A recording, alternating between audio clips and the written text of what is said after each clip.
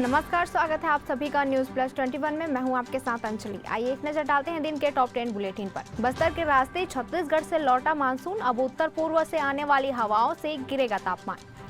खुद बुलेट पर सवार होकर 35 साइलेंसर उतरवाए, आचार संहिता को लेकर ट्रैफिक पुलिस का स्पेशल चेकिंग अभियान। पीएम मोदी बोले कुमाऊं का पार्वती कुंड और जागेश्वर मंदिर जरूर देखें, कहा यहां का प्राकृतिक सौंदर्य और दिव्यता आपको मंत्रमुग्ध कर देगा। फर्जी पासपोर्ट घोटाला, सीबीआई की 25 ठिकानों पर छापेमारी, बंगाल सिक्किम में कार्यवाही, एक अधिकारी और एजेंट को हिरासत में लिया गया। गाजा पहुंचे सैनिकों को इजरायली बंधकों के शव मिले, यह इलाका खाली करने के लिए शाम 4 बजे तक खुले रहेंगे रास्ते। नवरात्र से पहले एक हफ्ते में सोना 1857 महंगा हुआ, चांदी के दाम भी 2636 रुपए बढ़े, आगे और बढ़ सकते हैं दाम। इंटेलिजेंस ब्यूरो के 677 पदों पर निकली भर्ती, 10वीं पास को मौका, सैलरी 60,000 से ज्यादा।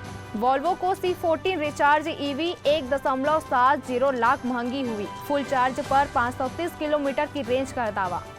इंडिया वर्सेस पाकिस्तान में पाकिस्तान का तीसरा विकेट गिरा, बाबर 50 रन बनाकर आउट हुए।